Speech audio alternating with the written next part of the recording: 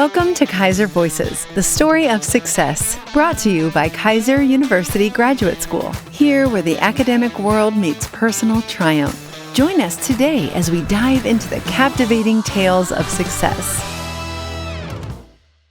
Welcome back, everybody, to another episode of Keiser Voices, and join us in kicking off Conversations for Mental Health Month. We're excited to have three special guests with us today to start this conversation. One, you should all recognize and know and love by now, Dr. Dias, who is our program director from the Exercise and Sports Science program at the graduate school. Joining him is Dr. Jennifer Danilowski, one of our psychology faculty specializing in positive psychology from the graduate school. And last but certainly not least is Dr. Kingsley, our program coordinator of exercise and sports science from the flagship campus. Thank you guys for taking some time to be with us today. Always. Nice. So we want to start the conversation this month, and I appreciate all three of you for being a part of it. One of the things that I always want to say before we start talking about mental health, and we're going not too deep in it today, is don't be afraid to speak up and ask for help. And that's really what we're going to be talking about today, is how to train your mind and body, and also how to tell how stress is affecting you. It'll help you also be able to speak out. And you'll see what I mean by that once we get these three talking and really providing the insights for us. But Dr. Dias, I think it's important to start off with the basics, and that is, how does stress affect the body? Yeah. So here, just to start, a quick definition of stress. So it's a demand made upon the adaptation and the capacities of the mind and the body. And for that, usually we have three components or aspects that we need to take in consideration. The experience of the stressor, this could be seen as a positive or negative, we're going to talk. The reaction, not actual the event. And the capacity for handling that stress, or if this is sufficient or exceeded for a person. So those are 3 points that we want to talk today. The experience, the reaction, the capacity of the body to cope with the stress. So Dr. Danilowski, looking at this definition of stress and how it affects the body, how do you define mindfulness? Sure. So I think they work hand in hand. I mean, if we're looking kind of the umbrella term of mindfulness, it's really about being in a present contact with the body, being honest and authentic. And it's not so much about clearing our minds or sitting on a pillow, lighting incense. These are all those, kind of outdated images that we might expect, right? But it's about noticing what's happening. And there's nothing wrong with tools, right, Dr. Kingsley? Sometimes those tools do help us to find ourselves, to find a space of center. But it's really about being present in a space where we're noticing things bubble or rise to the level of our awareness without judgment or without trying to fix things. I think about it more as a relationship. How am I able to be with myself without leaning into performance, for example, or telling myself a story? How do I not allow myself to get kind of swept into details about things? So, when we think about using these things, it's not about zoning out. It's not about being perfectly zen. Mindfulness is a practice we lean into. It's not about perfection or mastery. It's about how do we tune into ourselves. And I really like that. Great point. I really like that. It's a good definition. Thanks.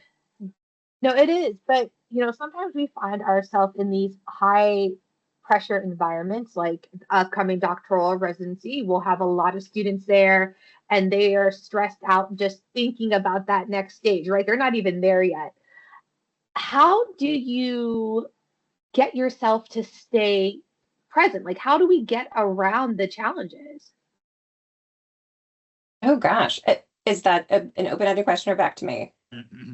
No, it's open. I'd like to start with you, but I'd also like to hear some other practices from Dr. Kingsley or Dr. Dias, because I'm sure, they have some insights on that too. Sure.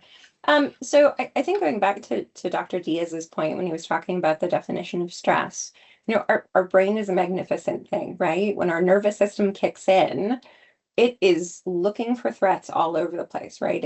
It's scanning for things in the environment. Now, this could be something that's real, right? If we're actually being chased by a bear, that is a real threat. Our body goes into fight or flight. We are activated, right? Or it could be the perception of a threat, right? You wake up Monday morning and you look at your emails and you have 50 unexpected things dropped in your inbox. So all of these things could be at the level of actual or perceived threat. So this kind of pulls us out of our bodies, right? And so this is when I talk to people about mindfulness, this is often when I hear, oh yeah, I'm terrible at mindfulness. It's not that they don't have the ability to be mindful or to drop into that space of presence, but it's more like an underdeveloped muscle. And I know Dr. Kingsley and Dr. Dias will tell you more about that from the physiological side. But it's really that muscle hasn't been trained to activate in other ways. So individuals are trying to pull it out when it's kind of like a weak muscle in those moments of high tension or high stress. So the body has already been hijacked, the brain has already been hijacked. So mindfulness, when we take it as a practice prior to those high stress situations, allows us to actually drop in and go, what is actually going on right now? What's happening in my body? And how can I respond to this proactively rather than reactively? Dr. Kingsley? Yeah, do you guys have anything to add? Well, and again, I think, the mindfulness from my perspective is letting some of the insignificant things fall to the side, because sometimes when we get stressed, we tend to focus on nuances and things that are out of our control. And if they're out of your control, there's nothing you can do about it. You got to let those things go. And that's probably one of the most difficult things. And I know we can talk about, mindfulness is making sure that you can really prioritize and focus on some of those things that need to be handled in the now to help alleviate the stress of some of the things that you just can't control. You just got to take that deep breath, count to 10 and, let it go. But that, like she stated, that is, again, that's a skill, right? That is a learned skill to be able to do that, just like exercise, right? It's practice is what it comes down to really be this mindfulness individual. It does require practice. It just doesn't just happen in my experience. Nice. And to add this, there's this principle called Yerkes-Dodson principle that help to illustrate exactly what Dr. Danilowski said about the fight or flight. If you have non-stress in your life, let's say too little, you can go into distress. This could create boredom, apathy, lack of interest. People just get lazy. So for us to work as our optimal, we should have some sort of stress in our life. In this case, we could create eustress. So this will be a little control, auxiliary. You have content, you have confidence. So this stress could come from, example, your dean, your boss at work, or your coach say, hey, you got to do this exercise. And if you do it and you achieve some sort of level, for example, self-advocacy, and he asks you not to do first time 10 push-ups. He asks, okay, do 1 push-up. And you go ahead and you do that push-up and say, wow, I could do that. And you feel good. So you have what's called eustress. But at the same point, if this continues and go too much, now say, okay, Derek, I want you to do 200 push-ups. I know Derek's in shape, but maybe 100, he'll be doing good. After that, he's like, all right. So too much of a good thing, see, even exercise that is a good thing could create what we call now distress, and too much, and create the side effects of what's something that's good. So this example of the Yerkes-Dodson principle help to explain the fight or flight. What is the good thing or not having anything? You also not going to move. You're not going to try to get better. Not going to try to improve. You don't have the demand. So imagine like somebody say, yeah, Heather, I'm going to pay your full salary. Just stay home. You're not going to do anything. I'm okay with that. Yes, for a little bit. But at the same point, you're going to start get bored. You're going to look at the wall. You're going to fight with your husband. You're going to have all types of other problems. But now you have something to commit. You have some deadlines. You have residency coming up. And you start putting all the pieces together and make you more excited. But in the same point, if it's too much, like Danilowski said, now you have 50 emails that you didn't expect, you'd be like, oh my God. So the perception also very important on this point. Well, I think what's interesting, real quick, because when we talked about fight or flight, but I think it's important that the listener knows what that means. Do you have a quick definition of what that means for the listener? You can do. Okay, well, fight or flight, when we think about this physiologically, it's an increase in what we call the sympathetic nervous system, increase in heart rate, increase in blood pressure, getting blood flow to those muscles so you can make the decision. And what I tend to see nowadays is fight or flight or freeze. Like one of these three options are going to be occurring to you when you're in this stressful situation, right? Again, that being chased by a bear is something that I've used in my classrooms for 28 years, right? You can run from the bear, you can stand up to fight the bear, or you can freeze and try and figure out what's going on because you don't know. But I think we talk about fight or flight, and that's certainly a term in the field. I just want to make sure that the listener understands what we're really discussing there, because that, I would say, is like loose jargon. I think it's just important to make sure we've defined it. Thank you. No, and thank you for that, Dr. Kingsley. Dr. Danilowski, I have one more question for you before we really start talking about kind of some effects on the body.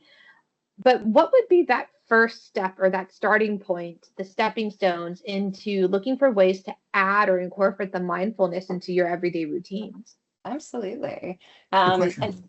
And I want to jump back into Dr. Kingsley's point and to give a little example that I think might help. So I'm going to have you hold up your hand. You're not promising me money, although if you want to, you're welcome.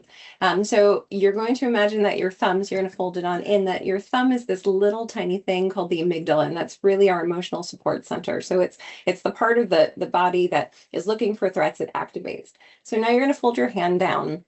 Imagine that this is your prefrontal cortex. So this is the part of the brain that is activated when we're thinking, when we're, kind of tuning in to the thinking part of our brain. And if you imagine tuning out of the emotion. So this is where we get fight, flight, freezing, and fawning. So essentially, when we're in those states, we might be flipping our lid. So just another way of thinking about those things. But to Dr. Kingsley's point, when we have those moments in time where we might be in one of those states, we can also go back and forth between those states, because these are ways that we cope with stressors or even threats, being the real or perceived.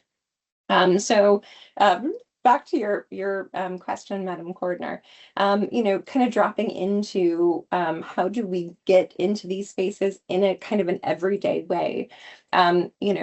When I was mentioning before that sometimes we kind of get lost in the shuffle, that we think about mindfulness as this thing that we have to practice with some intensity all the time. It is a yes and no. Both things can be true, but mindfulness can actually be practiced in simple moments in time. So let me give you an example. How many of you are, the folks that you sit down with your lunch at your computer because there's just not enough time in your day? Hi, I'm Jen. I do this. Thank you. Thank you for validating me. So when you have those moments in time, sit for a moment, practice mindful eating. Think about the textures and the flavors of what it is that you're eating.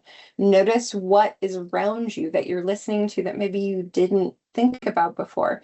Close out the computer, close out the phone, just give yourself 1 minute, even put a timer on. Plant your feet on the floor when you're stressed.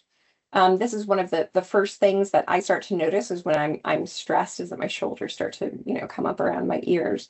I'll plant my feet on the floor. I'm dropping back into the body. I'll put my hands flat on my desk, especially when overwhelm starts to happen, because that's a way of activating our vagus nerve. And so we're grounding ourselves, we're bringing ourselves back to the present. So mindfulness isn't really about, sitting for 20 and 30 minutes or doing a body scan. There are a lot of options that you can find on YouTube, a lot of different apps that you could use. But really, mindfulness is really about that relationship that you have with your body. How are you able to be present in the moment, even when it's messy and uncomfortable, or maybe especially when it's messy and uncomfortable? I have an idea to complement this. This is great, Danilowski. I started doing this a couple weeks ago because, like you said, we're busy. We have a bunch of stuff to do, but my kids, they're high school and then they also homeschool. So, and I start noticing every time we come to lunch or dinner, they have their phones. And I was like, you know what? Everybody's going to sit for a moment, put the phones away. So we have even like 20, 30 minutes lunch together, just talk a little bit. this help as almost like mindfulness. So disconnect from the work for a little bit. They disconnect from their school, whatever they're doing, from their phones. We have a little chat, little talk, have the meal. Now go back to your routine. I So love it. another idea. Yeah, because Well, distraction isn't mindfulness, right? That's correct. Being present, dropping in is Yeah. mindfulness. And I think you make a great point about that, Dr. Diaz. I mean, this day and age, it used to be 9 to 5, but now with our phones and the internet, I mean, a lot of us, work 9 to 5 and then go home. And what do we do when we go home? We work. We're always connected, right? I mean, students are sending emails at 2 a.m. and I get an email at 6 a.m. We haven't responded yet. That's a lot of Text sleep. messages. Yes, all of that, all of the above. Great job. So then, Dr. Diaz, when we take a look at mindfulness in the body, when we're looking at from a sports and exercise perspective, how does mental focus influence physical performance and training outcomes? So now you have many ways that you can see. If you doing sports, if you don't have this good connection, mind body, could make you lose reaction time, could make you lose focus on your goal. Let's say you're a baseball player, you're not going to be able to hit the ball the way you want it because your mind is not really connected to your body. So it's very important. So have this this connection could influence the way you sleep, the way you eat, the way you treat people, your mood. So it's a lot of tools that we try to incorporate, especially if you're student athlete. Some of our students are student athletes, but they don't realize that one of the most important things to help fix all of this is the sleep pattern. And we have a lot of students that have sleep issues. And they sometimes try to go to medication, sports supplements, but in the reality, the base of this connection should be sleeping properly. If they don't sleep properly, now they're going to start using more caffeine or pre-workouts, and the thing just goes, but you don't really correct the issue. So sleeping, let's say minimum of 7 hours, 8 hours. Ideally, if your student athlete is still competing for scholarships and stuff, you should try to take a nap. We have a power nap that goes anywhere from 15 to 30 minutes, no more than that. You can tell later, Derek can tell you later about the physiology, what happens with this, but those are some ideas. Derek can also add to that and say, when we think about sport and this idea of stress, it really is a upside down U. And to maximize your performance, you want to have a little bit of stress with that, right? Because then this kind of hones the system, because too much stress or too little stress, again, sometimes we get distracted and it's hard to focus on that. But a wee bit of stress in that mix right there can be really impactful in the scheme of things. Yeah, upside down U is usually how we would teach it. And to both of the points there, we were talking about the fight or flight, that reaction, right? So when we're fight or flight, it's a very fine line from also being activated when we're in a sports or performance ready mode. And so the mindfulness helps to tip the athlete into that space or an individual into that space of, I'm either here thinking and aware of where I'm at, or I'm leaning into that fear space of what could potentially happen. Could I fail? Could I make a mistake here? So again, it's a very fine line here. But I think what's really interesting is those states are very much in tune. So mindfulness just kind of, it's like hitting that tuner, or I should say tuner, like on a radio. It's finding the right station. Yes, you can tune that by doing a simple exercise. I used to do this. I used to teach this class, stress management, for years at Keiser. And I'll tell the students, and we have a lot of veterans, a lot of people with kids and married and all sorts of drama. So I used to go in the class, get the timer, and say, guys, sit down, just close your eyes. Now put one hand on your chest, one hand in your belly button, and just try to breathe normally. And I'll time for 1 minute. So now what we'll do, count the number of breathings, so to see your breathing rate. So anywhere, if you're in a normal state, you want to go from 8 to 12. Sometimes I had students going to 20 plus breathing cycles in 1 minute. That's a lot. And another thing you want to see is what hand is changing more. Is your chest hand or your belly? If it's your belly, good. So that means you abdominal breather using your diaphragm to breathe. That's the proper way to breathe. If your upper hand is moving more, that means your chest breather. So that means create more tension in your body. So I'll teach those little tools. And after that, they realize, oh, coach, I was using my chest hand move more. So they focus and try to use this diaphragmatic breathing. Inhale to the nose, exhale slowly to the mouth. And in 2 or 3 minutes, they start dropping their breathing cycles from 20 to 15 to 14. Have students drop to 4 or 5 cycles in 1 minute. And on top of that, see, now they connected the mind and body. This quick activity, and they're like, coach, I feel way more relaxed now in a couple minutes, so you could use that if it's something happening throughout the day. You got this crazy message or email that make you freak out. You just pause, close your eyes, and then use the technique. And again, I think this goes back to what Dr. Danilowski said. It's awareness, right? It's, kind of focusing on what's going on internally. And that sometimes these are things we just don't think about, right? We're too busy being that chest breather to really sit there and contemplate, what does this mean from a physiological or stress standpoint. So giving them that feedback loop, that ability to really hone in on how their body is responding, I think feeds right into what we're discussing. I think that's really what mindfulness is are you self-aware, right? I think it's really helpful because people just don't know. Dr. Kingsley, if you don't mind me picking back off what you're saying, then how would you incorporate like stress management techniques into your exercise or training programs? Well, I know certainly with a lot of the clients I've worked with over the years, when we exercise, and at the end I always call it happy time.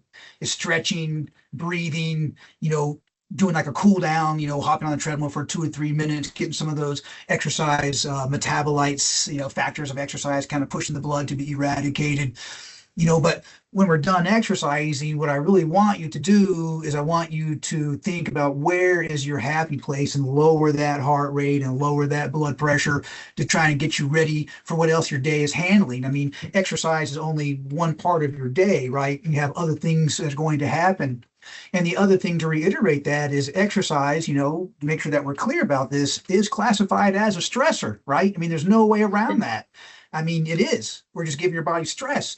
And we can talk about stress and being physical and mental, and exercise is part of that. So we have to find a way to get back to being recentered because your day is only going to throw more balls at you. There's no way around that. But we do happy time. That's my focus for the past some odd 20 some odd years is happy time. Great. If I can add to that, this goes to your holistic health approach. So what could you do? And all of us should do this anyways.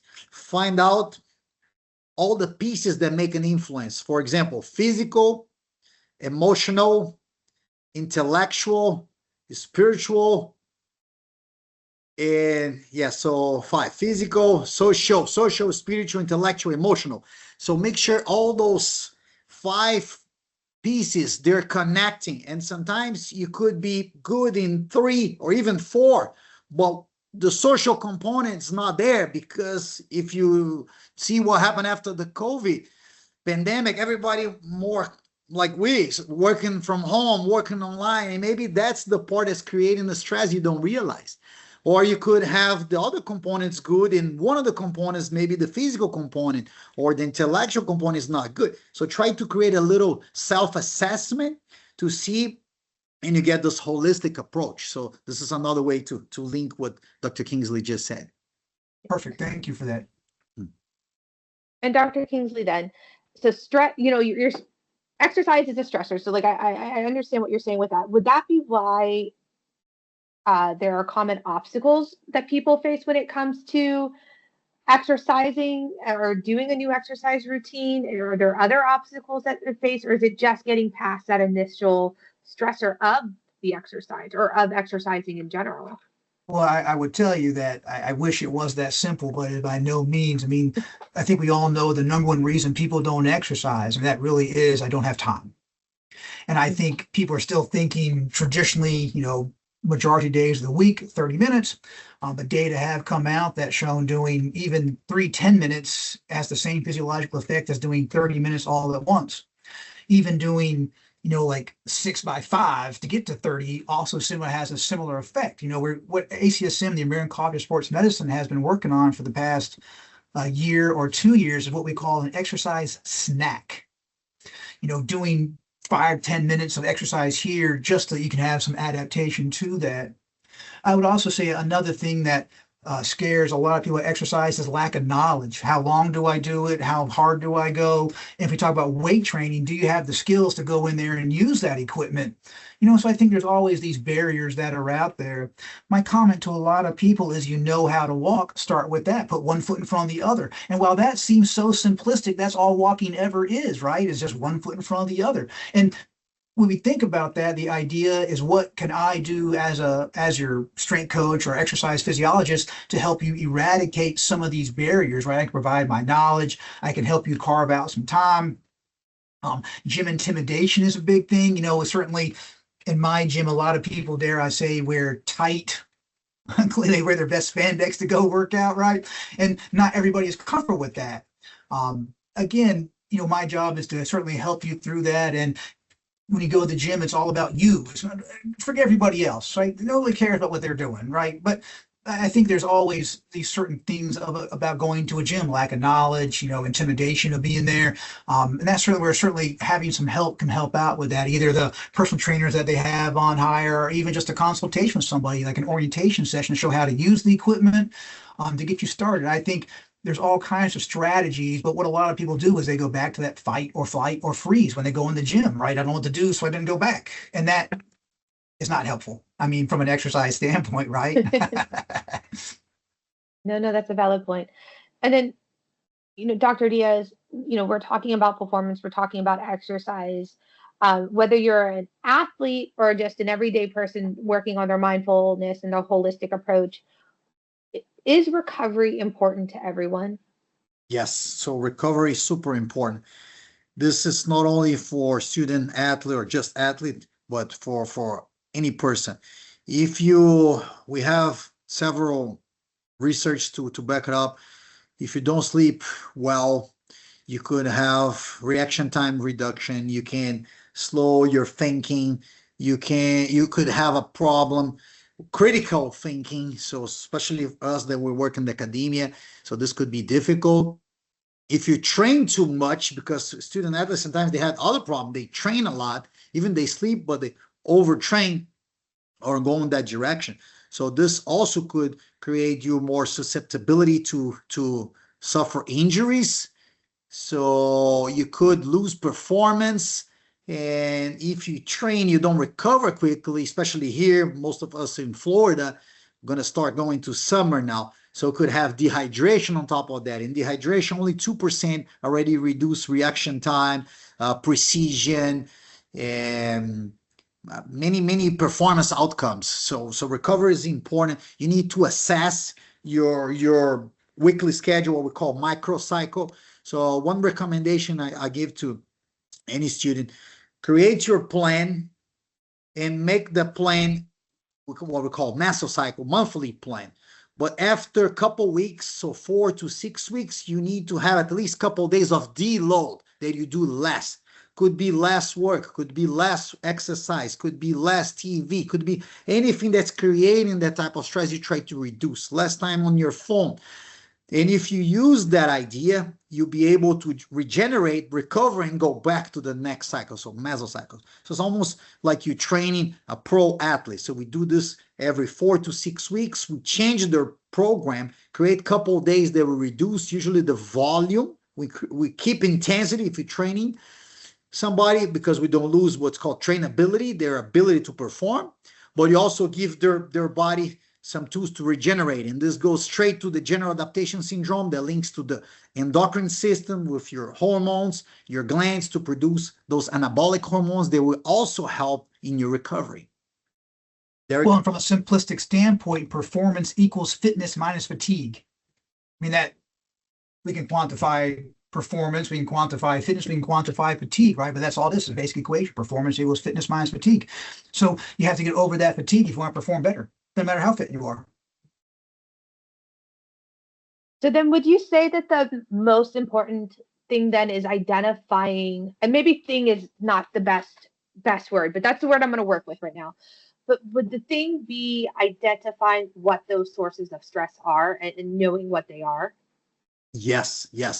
So you need to see what's creating the stress, because we saw it depends on the perception. In this class, stress management, I had a student, for example, that was very stressful to be able to come in front of the class and talk. And I say, look, I understand, but this was 8-week class. We need to work on this, because as a coach, you need to be able, and I'm a shy guy. Now you see me and you think, man, this guy is lying. No, I'm a very shy person, but I worked this throughout the years to be able to do this, because if I want to become a coach and become a professor, I need to overcome that barrier. So the same thing I used to do with those students, especially in this stress management class. Okay, this creates stress. All right. So I want you to think about a paragraph, something that you're going to stand in your place. Everybody's looking at me. They're not even looking at you. And then you're going to say out loud. So the student will stand and say, oh, today I had oatmeal for breakfast, whatever. And this way, he's like, wow, he got nervous, but he coped with it. And the next day, he'll move forward. And at the end of the class, he was in front of the class doing the presentation. And we just helped him to see he didn't die for that. So it's the perceived stress that was generating. So many of us will have a different source of stress. Could be personal expectations. Sometimes you judging yourself too hard. So you don't need that.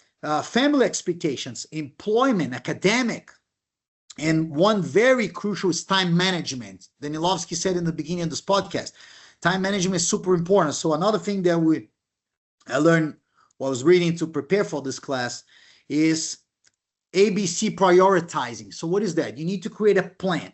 So every day before I go to bed, I have a plan. So tomorrow, what I have the most important, this podcast. So I put it there. This is the top of the list. I need to go over my questions. I'm going to have my against the wall in a minute. So you need to prioritize. After that, what is second? Okay, so now I need to go over my emails and reply, because, I want to keep my job. And in this way, what is the third in the list? So you put A, and then you could, okay, maybe 2. A1 was podcast. A2, okay, reply my emails. Now I have a B. What is a B? I have some setup classes that I need to do until the end of the week. So that's my B. My B2, okay, I have something for my daughters. Now, what is the C category? Okay, I need to buy something in the grocery store. So it's nothing that I need to do today. So if you start putting A's and A1, A2 in that order, will help you. Why? Because now you go to bed, you don't need to be trying to sleep and think, oh my God, I need to do this, I can't forget. And you're not going to be able to go to a REM deep sleep. So now you have a plan. The next day, you wake up and then you try to cross. So I put this note every day. And as soon as I finish something, I delete from my notes. And I know. And then just give you self-efficacy. It's like, wow, one thing less to do in this list. Sometimes we have 10 items in the list. We're not going to make everything, but you need maybe 70% achieved. So those are little tools that can help you incorporate in your activities in your day-to-day and make more efficient, less stressful. And I think to dovetail on that, Dr. Diaz, something that Dr. Kingsley mentioned, that the number one reason that folks may decide not to jump on an exercise program is that lack of time, or perhaps even that lack of knowledge. I think we want to look at those too from that kind of mindfulness perspective of, are those symptoms of something perhaps a little bit deeper? So from that psychological perspective, are we feeling we're performative? Is there a goalpost that we're setting that all of a sudden this, idea of time or having to meet a deadline or a goal then becomes something that we catastrophize, and we start to imagine these futures that may not be right, and we start to spiral, right? I think it's important also too, this is another way of mindfulness kind of reconnecting us with what's important versus what's urgent, right? I use the example of you wake up Monday morning, there are 50 unexpected emails. what's urgent versus what's important. Do you have time to be able to meet this where you are at, and also be able to, as Dr. Diaz said, I want to keep my job, so I'm going to respond to all my emails, right? So all of those things are essentially important, but this is where we can tune back in and become really self-aware. How can I use mindfulness even to jot down, as Dr. Diaz said, what's important right now? How can I itemize things on my list rather than letting shame or self-judgment or self-doubt hijack my brain, because now I'm swept into, I have to go, I have to do this thing, this is urgent, this is important, I'm in survival mode, right? So now I flipped my lid again. Great. And one more thing, I tell the students, because they always say, we're busy, I spend so many hours driving a week. I'll say, yes, very good, me too. Orlando, a lot of traffic here. So pretty much for every textbook, I get the e-book.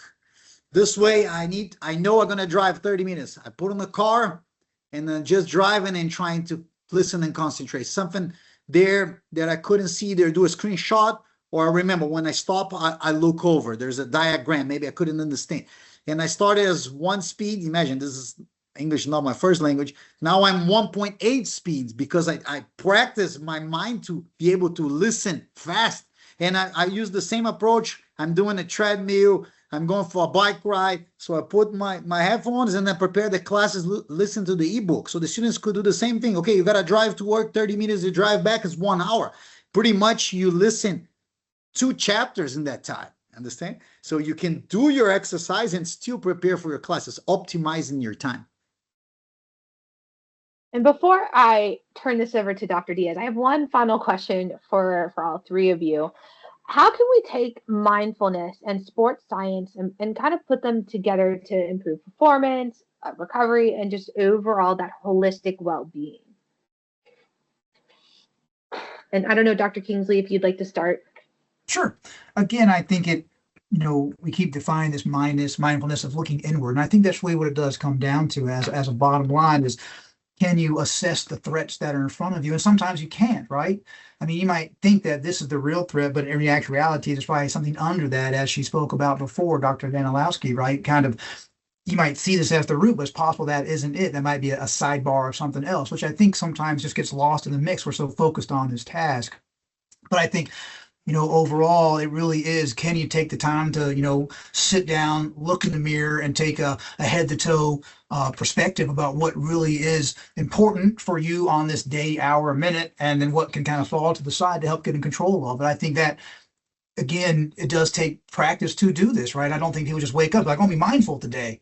I don't really think that happens. I think, when we get stressed, people tend to shift their behaviors for positive or negative responses, but the goal and the job is, can we get you back to that centering point? And I think that's so important. I really do believe that. And I think that's true in life, not just with exercise, without a doubt, right? Can we get back to your center? Danilowski? So I think to complement that, I mean, really exercise and sports science and mindfulness, I think they're 2 sides of the same coin. And to Dr. Kingsley's point, one focuses on the inside out, one focuses on the outside in, right? So, if we think about, mindfulness is the way that we help to regulate those stress hormones, that we help to become self-aware. Then when we dive into the body, then the feedback loop that happens when we're exercising is that we're able to metabolize those hormones better, so that we are able to recognize more of what's happening in the body. Meaning, am I perceiving this thing as a threat, or am I actually in a space where I am fearful because there is an actual legitimate threat? So I think the 2 things are essentially 2 sides of the same coin. Great point. Great. Nice. So this leads to the end. Can I go, Heather?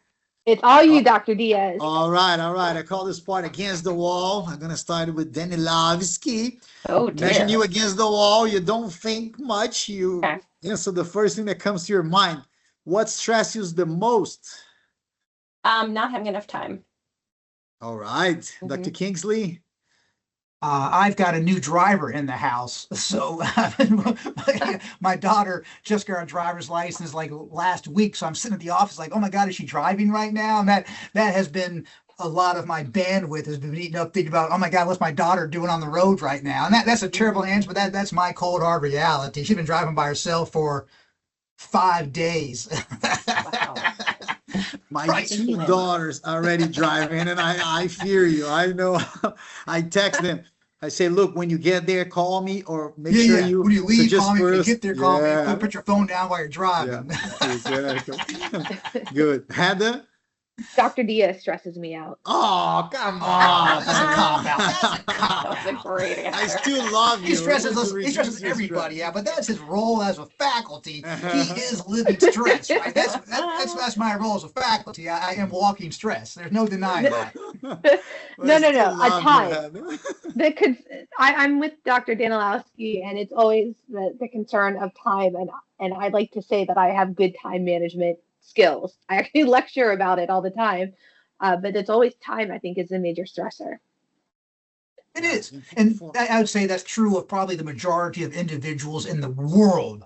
The time is probably one of their biggest stressors. Like, would you agree with that? Because I know, having been in this field for, over 30 years, I mean, the number one thing I hear is, I don't have time. Yeah, but you sleep till 9, you can get up at 8. Exactly. You need to organize your life. Good. So for me, similar, but one thing that really stresses me out is when I make the plan and I wake up the next day, like Danilowski said, and pop up new 50 items in that list. I was like, oh man, I had everything mapped out. Now it throws me off. So I start crossing, but the same way she said, okay, what is urgent, what I really need to do right now, and what is important that could be pushed, let's say, for tomorrow or the next day. So that's really stressed me out. Okay.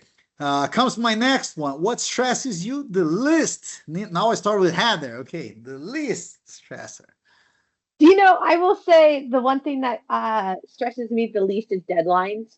I never stress over a deadline. I know we're going to get there. I know we're going to get it done. I know we're going to have it. So I will say that deadlines honestly stress me out the least. That's good. That's good. Kingsley? I'm going to second that. I don't worry about deadlines. One, because my PhD taught me that if you don't do it early, you're probably going to get screwed over by somebody. If you're waiting till the last minute, right? Because you got to get your dissertation out to your committee, you got to get your grant out on time. I mean, even as a faculty, my grant was written a month before it was due because it's got to go up into the chain of command. People got to read it, check it, and things like that. So I try and be 2 steps ahead of my deadline, something I've really worked on professionally since my dissertation taught me that I need to answer to the crack of a whip is what my PhD taught me. Great. Yeah, I agree. Danilowski? Teaching my students, and I say that because early in my career I was super stressed about it. I think I was like you, that I had my PowerPoint mapped out. I had all my lecture notes mapped out. I knew what I was going to say well before. And I think you recognize that, part of teaching is being adaptable and flexible. So now I just roll with the punches. So it's one of the things that I enjoy. It doesn't stress me out anymore. Great. That's great. Because I think teaching also is kind of what's the ebb and flow of the class, right? I think if you're so structured, that can be the stressor, right? Is I have to maintain this structure and function, but sometimes the lecture takes dare I say, a left turn on conversations if it's a good one. Mm-hmm. Yes. Great idea. And I tell my students sometimes, especially for capstone, I noticed this a lot when I was working undergrad for 9 years in Orlando campus. They have all the notes. And what happened? They get nervous. Now what they do, they read the notes. I say, don't write any notes. So I'll make a little pre-presentation before the final. And I say, look, to put the slides and read the notes, I could do your presentation. You don't need to be there because if you're going to read the notes. So now if you have the bullets, it's going to come in your mind. And even if you miss one thing or another, nobody knows because it's your presentation. So just practice. Okay. So just put the bullets and make a freestyle. So that's how I do. So they're actually, start making good presentations using those little tools. And you don't stress too much about it because, I missed this. No, but nobody knows that you missed that. You just put what is important and then you discuss. For me, also, what stress the least is exercise because I know it's important. I've been doing this all my life. So it's just part of my routine. So I make a plan for that. so I can go. So sometimes I wake up 6 a.m. and then I start replying emails until 8, do my stuff. Okay, so now I go hit the gym, come back in the same time. If I'm doing cardio or something, I listen to those chapters, I get prepared, I optimize my time, come back and work. So you got to make the time. We're in a busy schedule. So that's just another thing. Cool. Third one. Well, real quick, what I think is funny is that none of us go. said public speaking, right? And public speaking is probably like the biggest fear in the globe, right? It's what's the ongoing joke is, the two biggest fears are death and public speaking, but in reality, it's public speaking. They'll be in the casket and then give the eulogy. But we're all in academia. We public speak every day. But was that true when you started, right? Are you the same? Do you handle public speaking similarly now to how you handled it during your master's and or PhD with your defense and presentation and things like that? Do you have tools that you now use to calm down before you give that talk? Like what? Yes. So now you evolved. Yeah, I see. Even with Derek stands when he records. I learned from him. So see, make more natural. I just with the setup my computer, I can't do that yet. But in the future, I'm learning. You see, every day you learn a new trick. Good job. So the next one, where do you go, or what do you do when you stress? I'll start with Danilowski again. I go for a walk. I take my dog, I leash him up, and I head on out. And I find just something about the movement. And then we have the same walking path, and I don't throw headphones in. I don't listen to music. I'm looking for things that are novel in the environment, so that again, I bring myself back into my body. It allows me to feel what's going on if I'm feeling that state of being overwhelmed. And then my dog gets a walk out of it too. So it's a win-win. This is That is a great answer, by the way. I'm really glad to hear that. As an exercise physiologist, that's a great answer. And I really appreciate how you don't put music on, because I always say there's two types of people that exercise: those that exercise with music, and then those that exercise, certainly with runners, right? I mean, like, music is not allowed during athletic events. So as long as this runner doesn't run with exercise and music, right? They just run. And I really like that idea, because people think, well, I can't do without music, but sometimes that music can almost be add to your overloading, right? And being able to let that environment come in and internalize this stuff can really also help lower that stress. I think that's an incredibly good point. Good.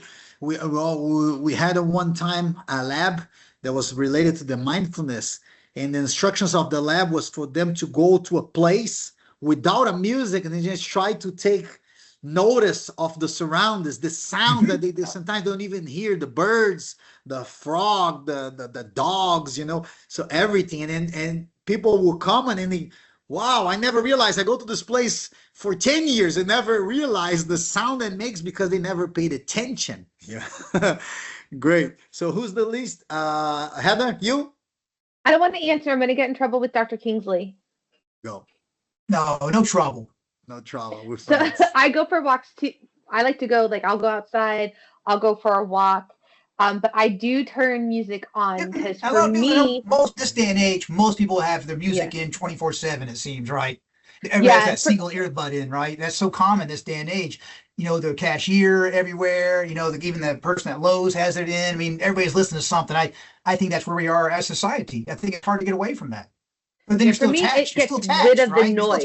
Like, I want to get rid of the outside noise that caused the stress. So the music kind of clears it for me. Yeah. Like, it recenters me, because I'm not hearing noise. I'm hearing what I want to hear at this point, and not Dr. Dias.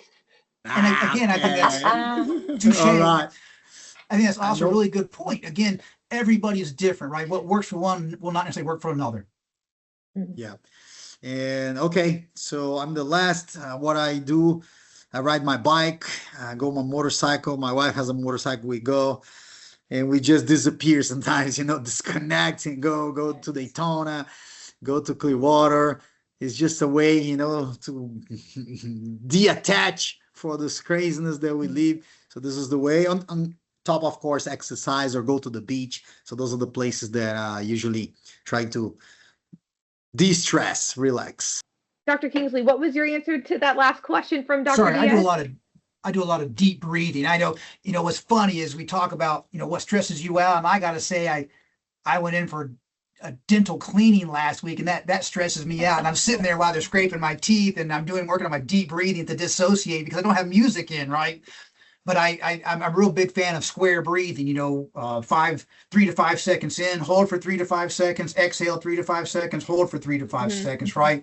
I think people sometimes forget what the power of the breath, as it were, right? I know I sound like a yogi when I say that, but I don't mean to. But again, it's what can you do to get recentered? There's a billion ways to do that. For me, what really helps out with that is the deep breathing to calm down, because we spoke about vagal modulation. This means a lower heart rate, and that deep breathing has been shown to lower that heart rate, lower that blood pressure, and lower that stress overall. I really truly believe in the power of the breath. Awesome. And thank you, all three of you, for taking time out of your day to join us today and help us kick off our Mental Health Month by talking about the mind and the body and how they work together. Great job, Thank guys. you for having me. And if you Glad to guys be- have enjoyed this conversation, be sure to like, share, subscribe, and follow, and we'll catch you on the next one. Great. Thanks for having me. Great job. Thank you for journeying with us today on Keiser Voices, the story of success. As we close this chapter, remember, every story has its next page.